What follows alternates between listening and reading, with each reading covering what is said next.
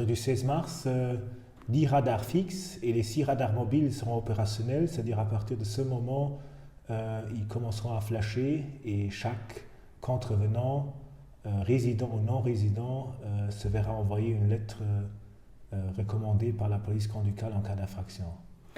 Là, vous parlez tout de suite de l'échange des informations qu'il va y avoir désormais entre, par exemple, la France et le Grand-Duché, mais pas seulement la France, évidemment. Non, bien évidemment non. Je crois que le réseau luxembourgeois est fortement fréquenté en dehors des résidents par des non-résidents, des frontaliers et beaucoup de transit. Et pour avoir de la sécurité routière au Grand-Duché de Luxembourg, naturellement, tous les usagers doivent respecter le code de la route luxembourgeois. Et les radars fixes, les radars mobiles ne font pas de distinction entre résidents et non-résidents. Pourquoi avoir décidé d'implanter des radars fixes et de mobiliser donc des radars mobiles au Luxembourg en 2016? En matière de sécurité routière, les radars constituent un outil supplémentaire ou complémentaire pour essayer de réduire les accidents au Grand-Duché de Luxembourg. Et le gouvernement a décidé de se doter de cet outil supplémentaire en matière de vitesse, qui est le facteur accidentigène numéro 1. Et ça, c'est l'idée, en fait, d'avoir un outil qui permet de contrôler en permanence aux endroits les plus accidentogènes la vitesse. Ces dernières années, où en est l'accidentologie au Grand-Duché?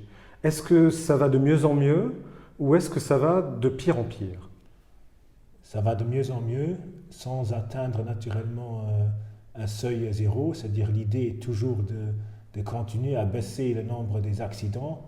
Je crois que les dernières années, tout un arsenal de mesures a été mis en place, avec le permis à points, le retrait immédiat, les législation plus stricte en matière d'alcool et de drogue, et les radars fixes constituent un outil supplémentaire pour contribuer à augmenter la sécurité routière au Luxembourg.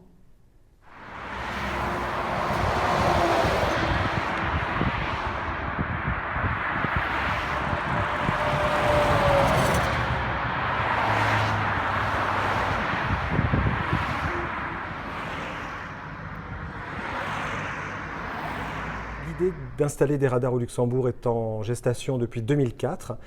Quels ont été les principaux freins à ce déploiement? Je crois que les deux freins principaux étaient certainement donc une évaluation accrue de la protection des données qu'il fallait faire. Ensuite, il y a eu donc une certaine contrainte aussi au niveau technique pour un nombre limité de radars, un centre de traitement cher.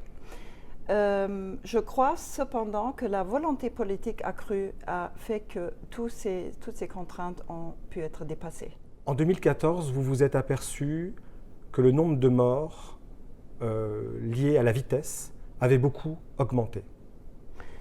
Donc en effet, les chiffres de 2014 montrent que 48% des accidents mortels sont dus à la vitesse.